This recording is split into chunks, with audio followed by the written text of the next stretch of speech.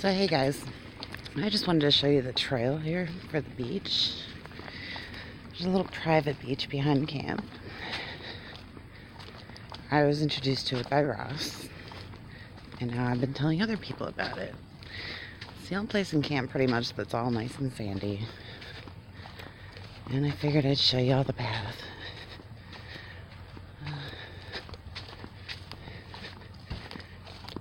It's actually nice enough to take your shoes off.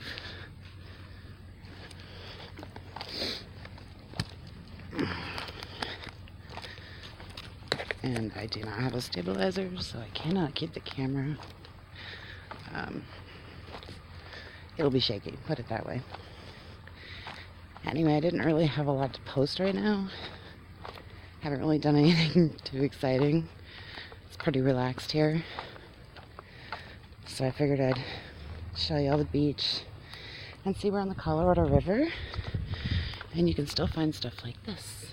See the little shell? Not even the ocean. It's pretty great. So, I guess I should just do a little background on me. This is not my first rodeo. I originally left New York to do this in 2014. And in 1985, Jamboree by Fleetwood.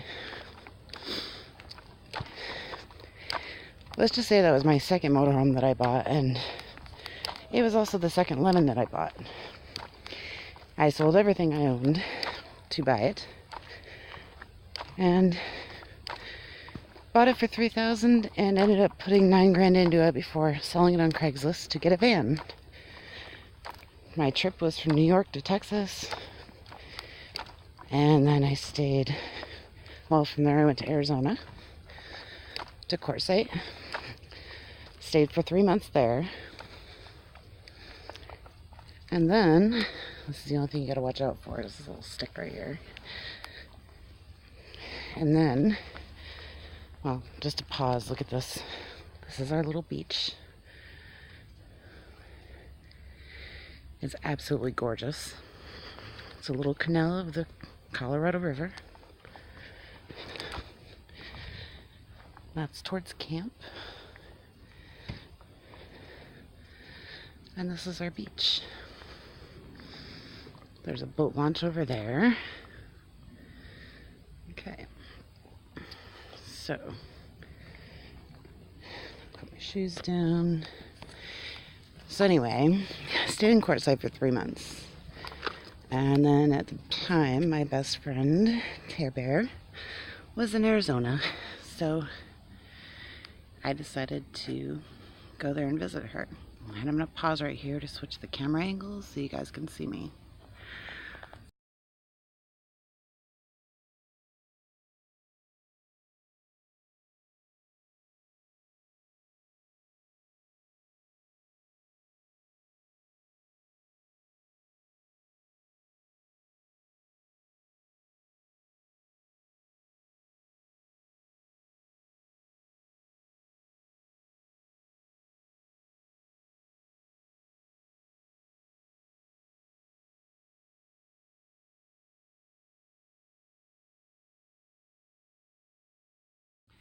Alright, that's better. So, basically, where was I? Oh yeah, I decided to go to LA for as long as I could, actually, to visit Terry, and I ended up getting there to LA in my 28-foot motorhome and couldn't find anywhere to park it. So, wherever I did park it, I ended up staying for 3 days. Got to see, I got to see the Venice Beach and got to spend some time with her, but all in all, the whole time I was worried about my motorhome. So that made me really want to get a van instead. I thought I needed the big motorhome and I didn't. It was just too much for just me. So I, from there, went back to Arizona for a month, and by that time I had made friends with a lot of locals, found out all the great spots, and one of my friends there, the local, was actually bringing me here to Ehrenberg to go swimming in the Colorado. And that's what we'd do. We'd grab some chairs, grab some tall boys, and come swimming for the day when it was 109 degrees in Quartzsite. So I stayed there for another month before I went back to Texas, and stayed with my best friend there again, and his wife and their child, and had, again, the most amazing time. And I have the most amazing friends that literally would give me the shirt off their back, and I am so grateful to have people like that in my life. He has been my best friend since I was 12, and I am 37, so that tells you a little bit how close we are. But yeah, had a great time. Ended up putting the motorhome on Craigslist. Didn't take long for it to sell. Sold it for $3,000, the same price I paid for it, but I put $9,000 into it fixing it because the roof leaked. Had to redo that 3 times. None of the pipes were good. They were all busted. Learned that the hard way by filling my water tank and then flooding my motorhome. I had to even replace the toilet because when you flushed it, the pedal would stick in the carpet and wouldn't come back up, so I just kept flushing and flushing and wasting water. So after fixing it all up, cleaning it up, making sure the roof didn't leak anymore, I finally, $9,000 later in engine work and everything else, sold it for $3,000, made no profit off of it, barely made my money back.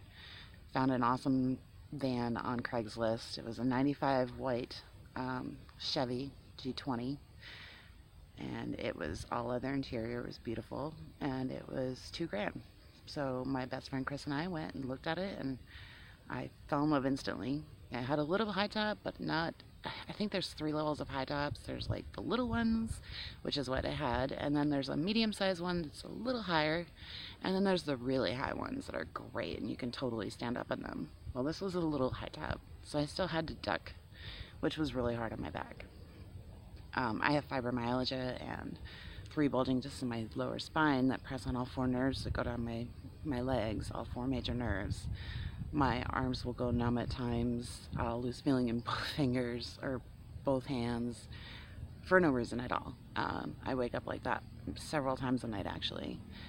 There's a lot of things that go along with fibromyalgia that people don't know about, like light sensitivity, as well as the pain that's radiates through your body. It's like hyperactive nerves, basically. Your nerves are constantly sending pain signals to your brain. You're never without pain, and I did not want to be on pharmaceuticals. And this life helped me in ways that no medication, and I've been on a lot, has ever helped me. The pressure is gone. The stress is gone.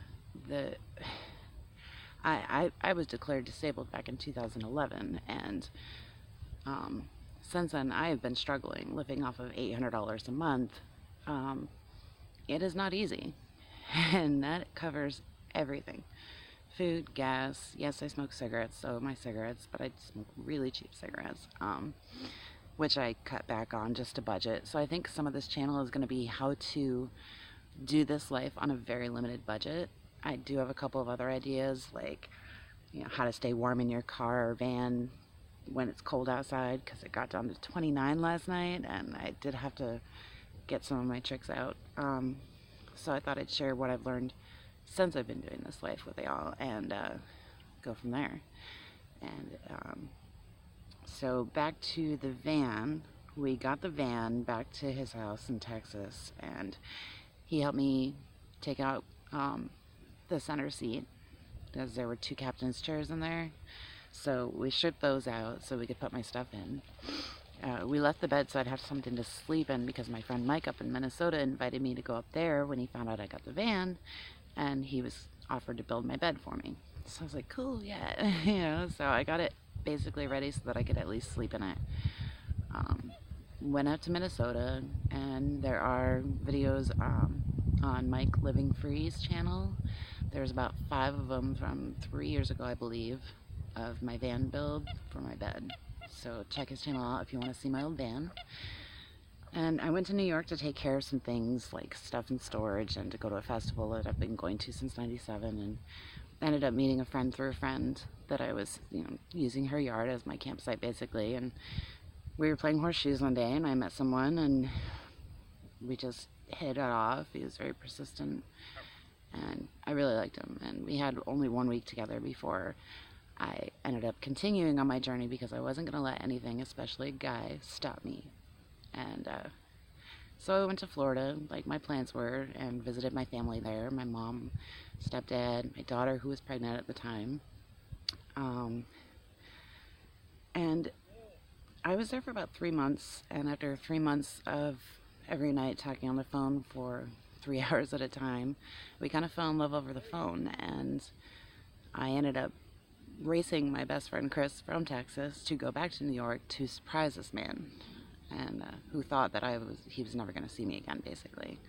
And I ended up jumping out of my best friend's trunk when he got there, saying that, there was something that I wanted to give him. It was really special, and we had it on Facebook and everything, and it was really, really cool. It was one of the best things I've ever done. But after a year and a half, I realized that the man was never going to appreciate what I did for him. When I did go back, I ended up selling my van to my cousin,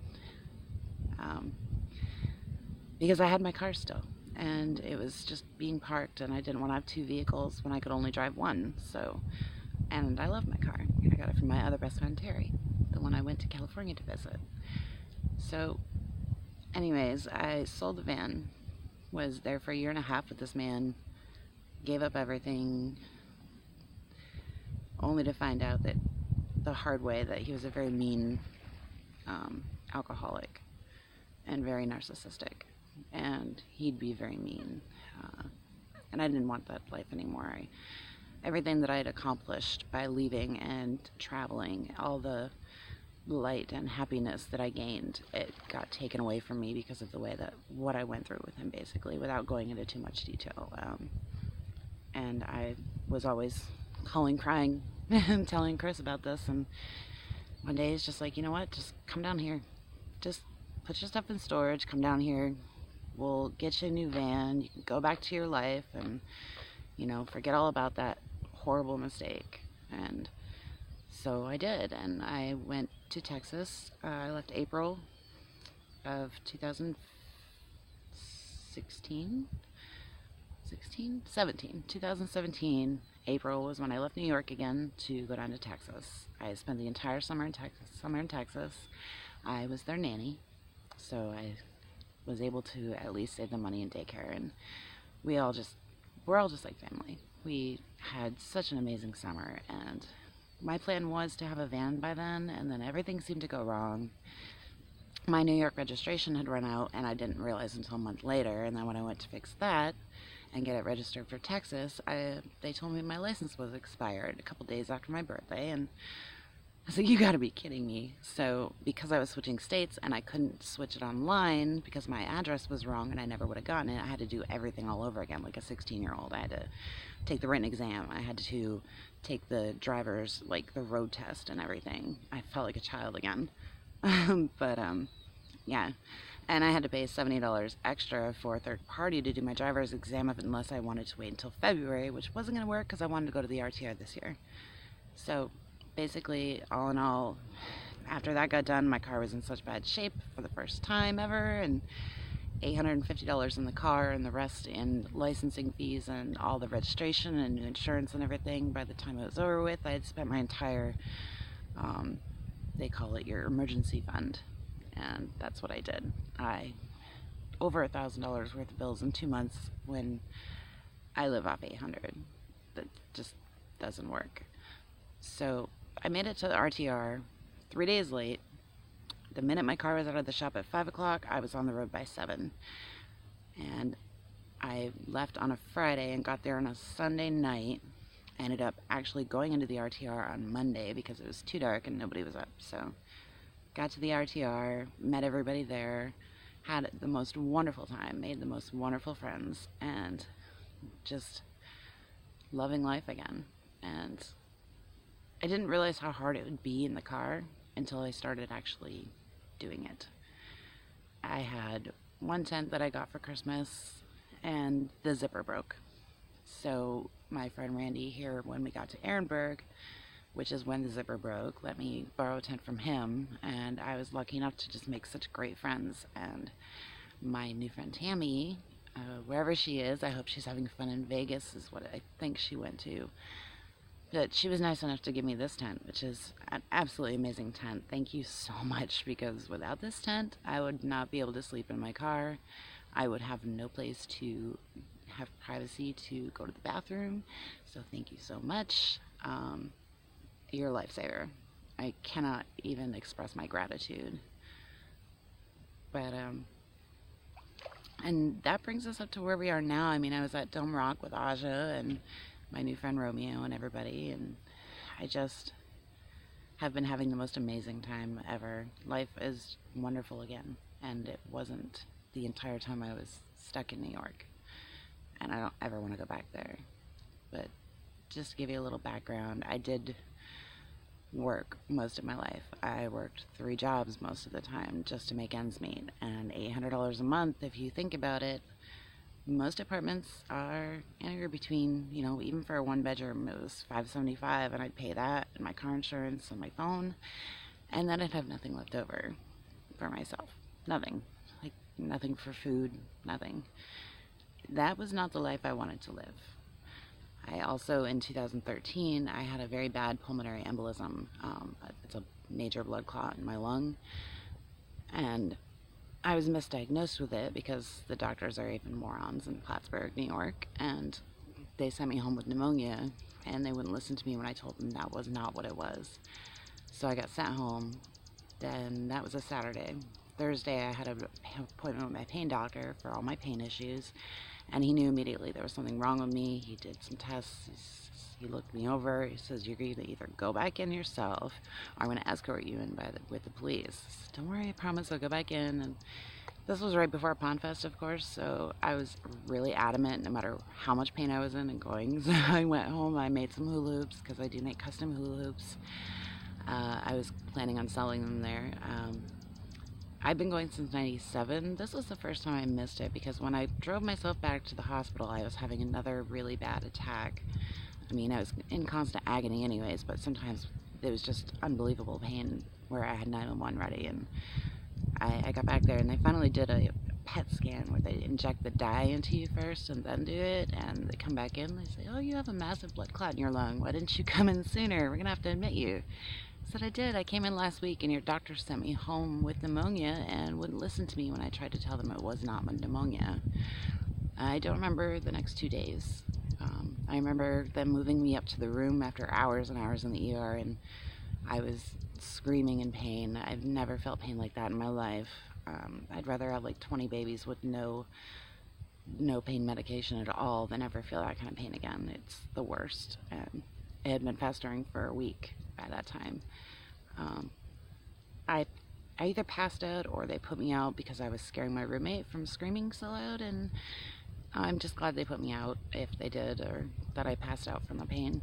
And 2 days later I wake up, and I was in there for a total of 9 days because my insurance stopped paying, of course, so they kicked me out after 9 days. But yeah, I found out that after all the tests and everything, and that I have a blood clotting disorder. Basically, everybody's blood makes a protein that keeps your blood thin, and I don't have that protein in my blood. My body doesn't produce it. So now that I've had one, I can have more and more. It's more likely that I'll have one again. Next time it could go to my brain and cause an aneurysm. It could go to my heart and cause, a stroke or just anything pretty much. Or I could have another pulmonary embolism, a blood clot in my lung. And I'm always in pain. I have chest pain still, and they said that would never really go away because I'll always have that there. It's smaller, but it'll always be there. So, yeah, between that and bad knee, bad hip, bad feet,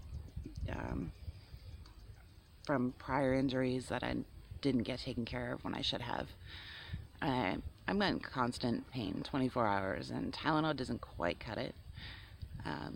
So this car tent thing is really, really taking it out of me. And I just keep thinking of how wonderful life was in my van. So that is why I'm still trying to get that van actually. But the guy isn't answering my phone calls. So I'm going to have to hunt him down again. So right now I'm just kind of living life and trying to take it easy as much as possible. The wind, thank God, has died down. It's beautiful today, as you can see. I guess I'm just waiting and looking, and that's all I can really do right now. But I wanted to get a video up for everybody because it's been a couple of days and I want to post at least every couple of days. I'm not going to make any promises, but I definitely want to try and get one up every couple of days for y'all. And the other day I had to have my car jump started in the morning, and I think that's from all the lights. I had some theories that I kind of tested last night because yesterday I had to do the same thing. It was dead again overnight, and I have no idea why. So last night I tried some different things, and it seemed to work. I didn't have a lot of light last night, but at least my car started in the morning, because this is another one of my issues, is that I need to be able to go to the Flying J or any bathroom actually I need to stay close to until I get a van, because in a van I can use a porta potty, and I'm not going in a tent. I will use my yogurt container when I need to water the desert, but other than that, I have a really big issue with that, and it's a big issue that I need a bathroom. So yeah, that's one of my other biggest issues right now. So that's another really big reason why I need the van. But this video is getting long, so I'm probably going to cut it now. I don't want to have it too long on there. I just wanted to give you all a little background on me, my condition, what I've been through, little background on my full-timing it, boondocking it, whatever. I will try and insert pictures if I can throughout this when I figure out how. I'm still working on the editing thing, but I noticed I am getting better. And I just wanted to thank y'all for watching my channel. And if you have any questions, just leave them in the comments below. And please subscribe if you haven't already. Click that bell if you want to be notified every time I put up a new video. And like or thumbs up, thumbs down, whatever you feel. If you have any ideas on what you'd like to see on this channel, just again, leave it in the comments and I will reply. And till next time, I think that I've covered everything. I mean, I'll give you one last little look on this beach here. Look at this beautifulness. It is so pretty. Our private beach in Ehrenberg. And I'm back. So, again, thank you for watching. I will see you on my next video, and I guess peace out. See y'all later.